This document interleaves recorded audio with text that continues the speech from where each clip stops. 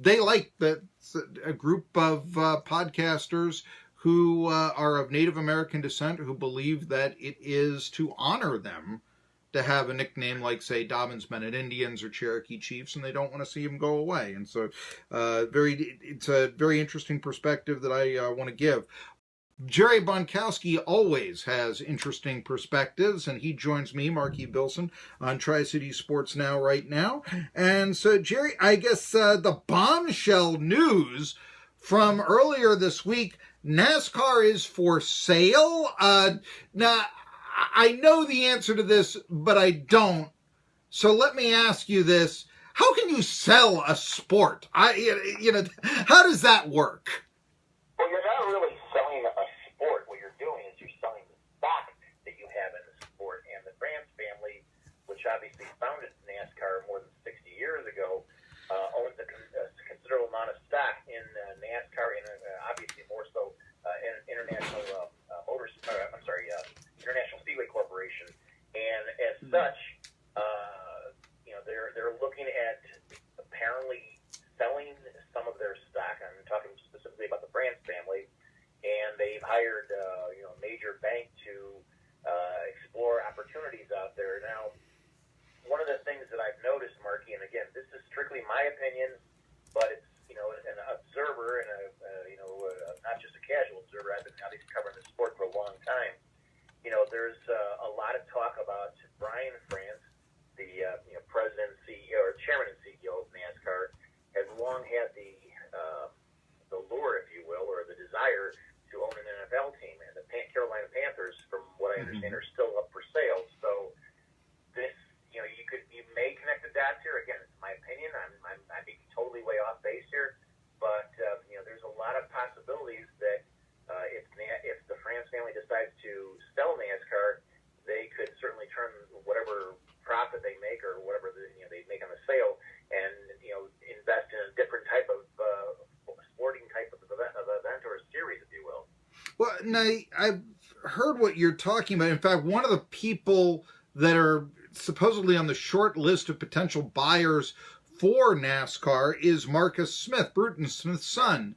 But the idea there, and I found this very curious, is that, well, he might be interested in buying the sport and taking over because he couldn't buy, or he couldn't come up with the capital to buy the Panthers, who are valued at about $2.6 billion.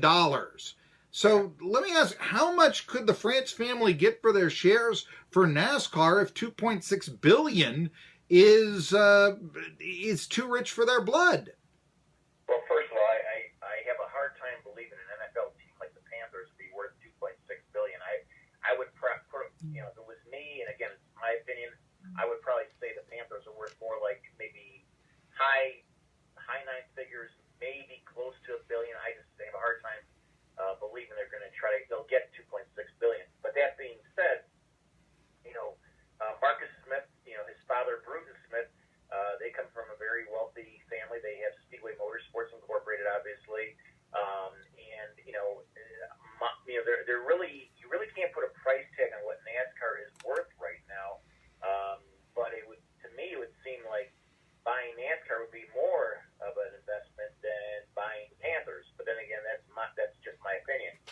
So, and the other thing too is, even if the NASCAR family, or I'm sorry, the France family sells NASCAR, rather, I'm not convinced that they wouldn't, if they were to buy, let's say, the Panthers or some other professional sports team, that they would certainly bring in other investors. They would not go it alone on their own. So much like Felix Sabat is part owner of the NBA team down there in Charlotte as well too. So I think that no matter who would buy the Panthers, they'd have to have a number of other investors to join, but certainly be it Marcus Smith and Bruce Smith or the France family or whomever, they would be the majority shareholders in it, from the way I kind of read through things. So do you have an idea of any type of ballpark price? I mean, I know you're skeptical of the Panthers sale. I'm going by the value that I read from other sources and such when they say $2 billion to $2.6 billion. But, would NASCAR then be, the France family shares a $2 billion? I mean, what kind of ballpark are we talking about here? For NASCAR, you mean? Yeah, for NASCAR. That's I couldn't even begin to put a price on it. Okay. Yeah. I would take a guess, though. I mean, this is strictly a guess. I mean, this is a very large sanctioning body. It's obviously they own a lot of racetracks.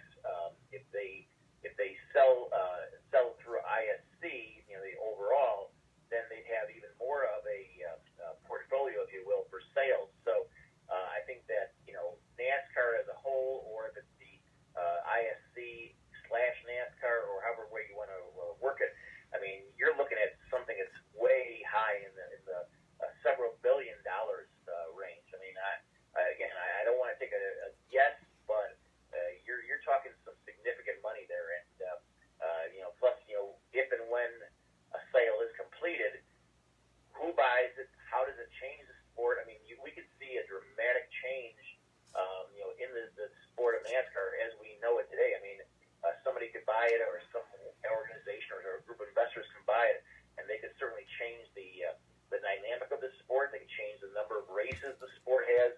I mean, and the other question too is, if the France family does sell their share in NASCAR or ISC or both, would they still want to be involved in some kind of a either a consulting role, or would they stay in, with Brian France stay in power as chairman and CEO? I mean, there's all kinds of ways this thing could be worked out, and I think that it's still very much in the preliminary and early stages of discussion and seeing what the interest is out there. I've heard from some sources of mine one very big name potentially as an investor, a corporate name. I'm not going to mention it, but would not be surprised if it did happen. Let's just put it that way. Okay, so a huge corporate. You're not giving me anything there. Just somebody with a corporation. I didn't think a mom and pop store was going to buy NASCAR. But I mean, from what I have been heard, what I've heard, if it does happen the way I heard it may happen, it would not be a surprise. Let's just put it that way. It would not be a surprise. All right, Donald Trump will buy NASCAR. That's my no.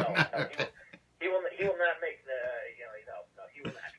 All right, we're talking to Jerry Bonkowski of NBCSports.com. I will, though, say, what names other than Marcus Smith, who's been out there, have you heard? I mentioned some of them earlier on the show, but maybe there are a few more that you've heard with your ties, Jerry Bonkowski, than what I've read. So who else is out there? Who else is a potential suitor?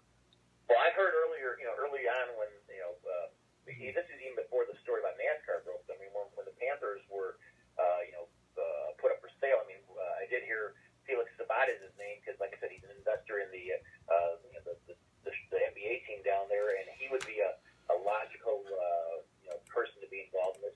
I've heard that the old owner of the Charlotte, which used to be the Charlotte Bobcats, or Charlotte Hornets rather, George Shinn, he might be interested in buying the Panthers as well too. So there's a lot of people that would be interested in buying the Panthers. Now, as far as NASCAR, like I said, it'd be, I mean, other than maybe like a Bill Gates or a Jeff Bezos from Amazon or somebody like that, I don't see one individual being able to buy an entity like NASCAR. It would have to be a group of investors. That's the way I kind of see it. Yeah, I see that. Yeah, I'll tell you, I mean, getting away for a little bit from the Panthers, I mean, I've seen Ben Navarro and Peyton Manning. We were talking about that. Could be going to buy the Panthers, but we want to focus on NASCAR. I agree with you. When I heard, that the people saying that the Panthers might be worth more than the actual, entity of NASCAR, I was really like, really? I mean, is the NFL 32 times bigger than NASCAR?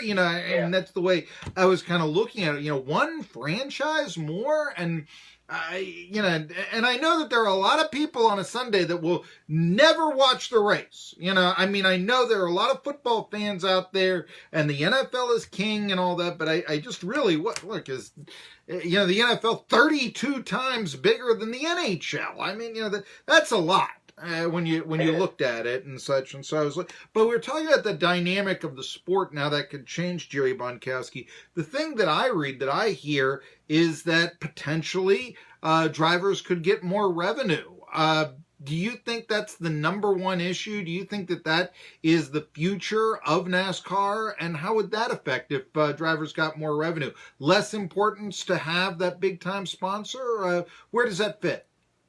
Honestly, it's too early to even try to go there, Murphy, because there's so many elements that would be involved in a potential sale. Would the drivers actually benefit from sales? I mean, I'm not 100% convinced they would. I think that it might help them, but then again, it might not help them. I think that sponsors, though, will always be, one of the first and foremost things you have to look at. And, there may be sponsors that may not be, they may not want to get involved in NASCAR or stay involved in NASCAR if it's sold to a different entity that maybe they don't, they may not side with, or maybe there may be a sponsor potentially that may be a sponsor conflict if another sponsor, if you will, buys the series. So I think it's way too premature to speculate on what a sale will do for the sport as a whole, particularly like drivers or team owners. Will there be greater revenue for the team owners? Will there be greater revenue for the tracks? How will it affect the TV contracts with Fox and NBC? I mean, there's all kinds of what ifs, and I think that to speculate at this early juncture, I think that would be doing NASCAR a disservice. But like I said earlier, though, I think that if indeed the sale does happen, and we're not saying for sure that the sale will happen. I mean, it could eventually be that NASCAR or the France family may decide to pull the sale off the table and remain in control of the sport. But I think that there will be changes, no question about it, if indeed the sale goes through. It's just a matter of what's going to happen, and I think that a lot of people are just kind of sitting waiting to see what will happen, and until we get a little bit better idea of who the top 2, 3, 4, 5 suitors are that potentially may buy the series, we're just going to have to basically wait and see where this kind of evolves. But don't you think that this is not a positive sign? I mean, the Frances have been in the sport, as you say, since its inception back in the late 40s. And there's been all the talk about the lowered ratings, the lower attendance, and all this. It seems like now is the time to sell. The stock is declining, so to speak. Where does, in other words, is there any way you can possibly spin this to a positive for NASCAR? Well, you have to understand, Marky, NASCAR and International Speedway Corporation are very unique in the whole world of professional sports. I mean, other than Bernie Ecclestone, owning Formula One for 40 years, there really is no one family or one individual, if you will, that owns a professional sports league that's that popular these days. I mean, it's just not out there. I mean, the NFL is owned by 32 different owners. Actually, there's more owners. There's minority owners and that kind of thing. Same thing with the NBA. Same thing with NHL. Same thing with Major League Baseball. I mean, the France family is in a very unique position to not only have been part of the original family that founded the sport and founded NASCAR, but to continue to control it to this day. So, there's a whole different dynamic than if you were to buy an NFL team or something like that. So I think that in itself, if indeed a sale does transpire, I'm sure that the France family is going to want to make would want some considerations, if you will, from whoever buys it to kind of keep things somewhat status quo or somewhat similar to the way they've been over the years, just to maintain a continuity that fans will understand. They'll know it's not. They'll know it's a new NASCAR, but they'll also know it still has a lot of importance and a lot of connection to the old roots, if you will. Okay. Now, let's talk a little bit about the race this week. It's Kansas. Well, before we get there, though, I want to say there were, 6 cars that were penalized either before or after the race last week in Dover. Is there anything about Dover or maybe going from, I don't know, Talladega to Dover that, would, I guess...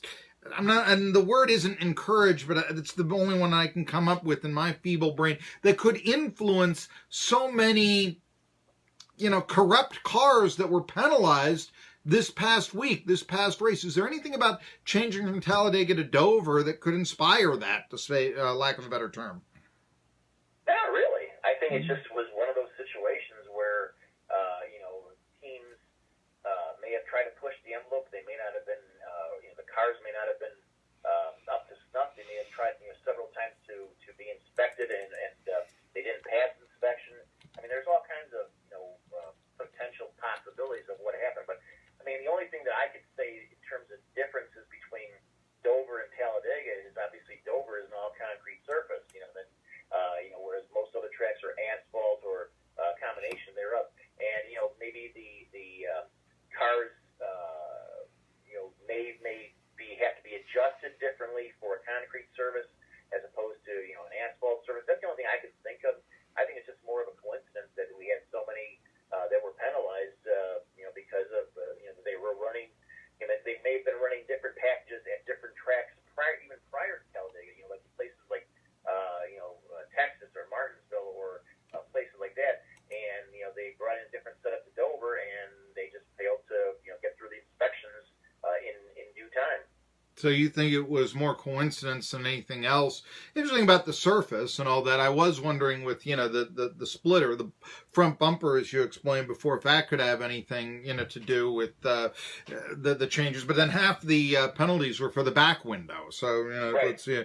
Anyway, Kansas is coming up. To me, Kansas, which is, a relatively new, it wasn't there years and years ago, a relatively newcomer to NASCAR racing, has become something of a glamorous track. I guess maybe I think of it that way because there was that talk about putting the NASCAR Hall of Fame in Kansas City, and they really seemed to double down and embrace the sport when the track was built.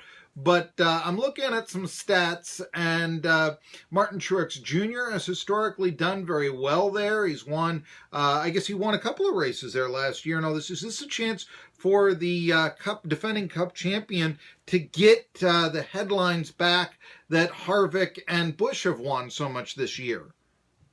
I'm actually going to continue riding that number 48 train. I'm going to stay with Jimmy Johnson. I mean, Truex does have good success at Kansas, but I'm not giving up on Jimmy Johnson. Sooner or later, he's going to break through. I mean, I thought for sure he was going to break through at Dover because, he won 10 times. That was his winningest track in his career. He came close, but, didn't quite get it. But, I think that Jimmy Johnson, may have a lot to say about Kansas this weekend. He's done fairly well there in the past. He wants to break through out of the frustration he's had this season. And, I think that, if he can't do it at Dover, I think Kansas is the next best location to do so. And if that doesn't work out, well, then he's got Charlotte in a couple of weeks. He's got the All-Star race next, and of course he's got the Coca-Cola 600 the week after that. So I think that Jimmy Johnson, if I had to be a betting man, and I'm a terrible bettor, so I'm not really bet anything, but if I was a betting man, I'd say you're going to see Jimmy Johnson in victory lane either this weekend or potentially in the All-Star race or maybe even the Coke 600. I just think that he's overdue. He's not just due, he's overdue. I agree that he is overdue. Interesting stats here that I was looking at. It was average running position for the last, since 2005. So that's the last 12 years of running in the silly season. Top 5 average running position. Number 1 is Harvick. Number 2, of all people, Matt Kenseth. And I know that in his talk, he said, look, don't expect me to win my first race back and all this, but kind of interesting. And then Jimmy Johnson, and then Ryan Blaney, Martin Truex Jr., 5th, also pretty good. He's Jerry Bonkowski. Boy, I would have thought you would have been a good gambler. I don't know. Could we have now pari-mutuels with new ownership at NASCAR tracks? Well, I think that's a little ways out there, but the times they are a changing for NASCAR racing and for motorsports in general. And by the way, I can't wait until we talk Memorial Day coming up with that with the Indianapolis 500, because I know you've been covering a lot of the hot rods and Indy cars for NBCSports.com. He covers all the motorsports. He's Jerry Bonkowski. I'm going to come back with a quick break, and then, the Beating Drum Radio Show. What's new with nicknames? Are any of the Native American nicknames coming back? Tri-City Sports Now. We'll talk about that after this.